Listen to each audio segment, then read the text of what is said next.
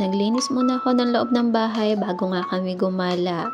At pumunta nga kami dito sa Perez, dito lang yan sa 13 Martires City, Cavite. At habang nasa jeep nga kami ay tinulugan ako ng batang maliit.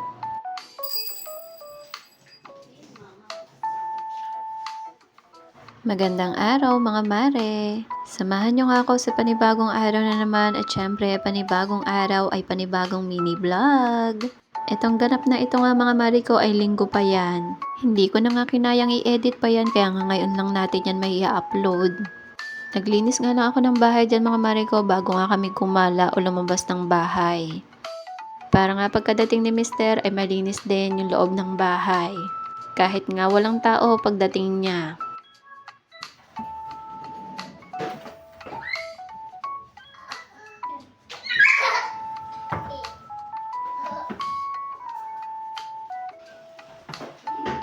At habang naglilinis naman ako dyan mga mare ko ay yung supervisor ko nga ay pabalik-balik dyan.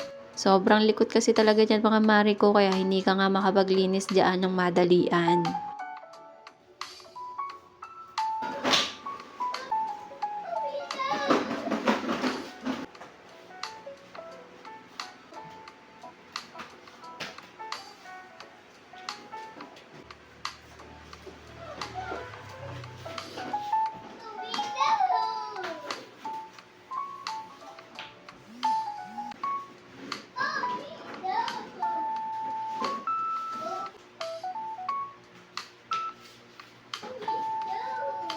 Binuo ko nga rin pala tong puzzle na to mga mare ko para nga pag uwi namin mamaya ay wala na akong gagawin. At grabe pabalik-balik talaga yung batang maliit sa mga ginagawa ko. Naghugas na nga rin pala ako dyan ng plato na kinainan namin kaninang umaga bago nga kami umalis.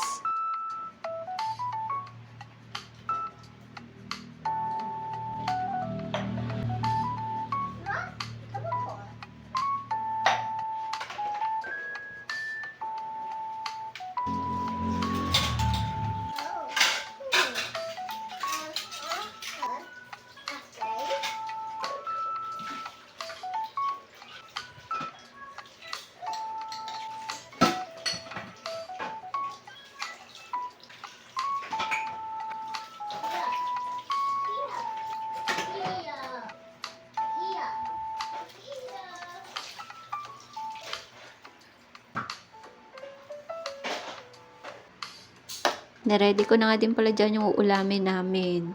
Gagataan nga lang ni Mister yung yellowfin tuna at sasamahan niya ng talong.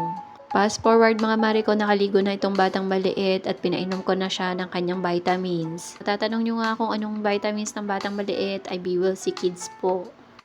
Naghilamos at nag-skincare na nga lang din ako dyan mga mare ko ng madalian. Aminin nyo kapag may toddler mga mare ko ay napakahirap talaga gumalaw.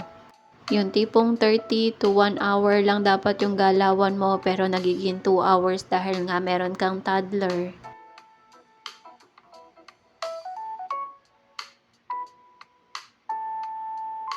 Eto na nga mga mare ko at lumabas na kami 12:00 pasado na rin ng mga oras na yan.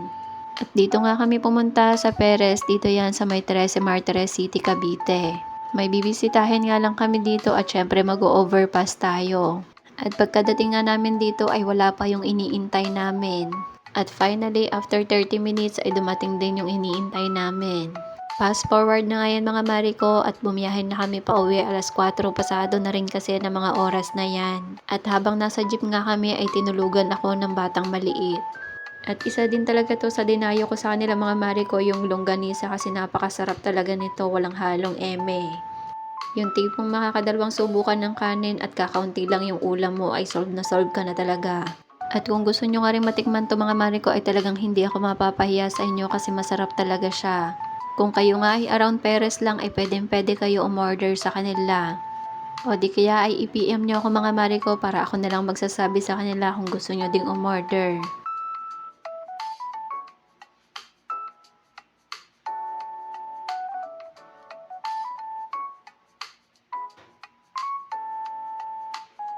O siya, paano mga mare ko, hanggang dito na lang at bukas ulit. Maraming salamat at good night!